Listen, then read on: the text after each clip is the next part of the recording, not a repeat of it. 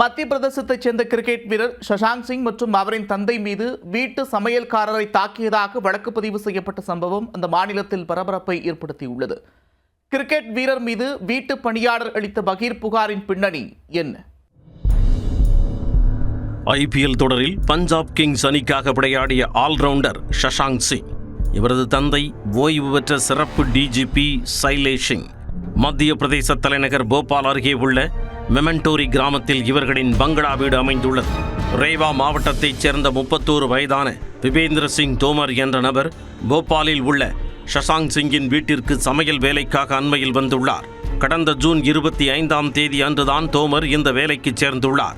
அவருக்கு மாதம் 15,000 ரூபாய் சம்பளம், தங்குமிடம், உணவு மற்றும் எதிர்காலத்தில் அரசு வேலை வாங்கித் தருவதாக உறுதியளித்து அழைத்து வந்ததாக கூறப்படுகிறது.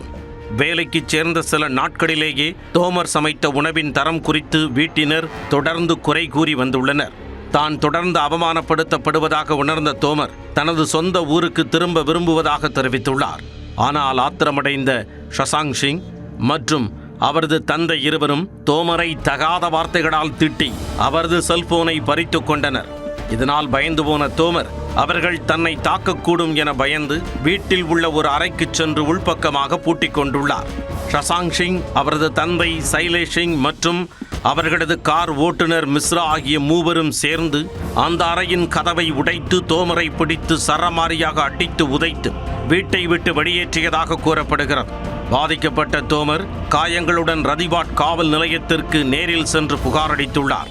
மருத்துவ பரிசோதனையில் தோமரின் முகம் மற்றும் உடலில் காயங்கள் இருப்பது உறுதி செய்யப்பட்டுள்ளது.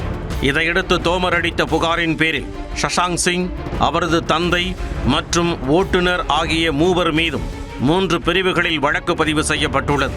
பிரபல கிரிக்கெட் வீரர் மீது அவரது வீட்டில் பணிபுரியும் சமையலர் புகார் அளித்திருப்பது மத்திய பிரதேசத்தில் பெரும் அதிர்வலைகளை ஏற்படுத்தியுள்ளது.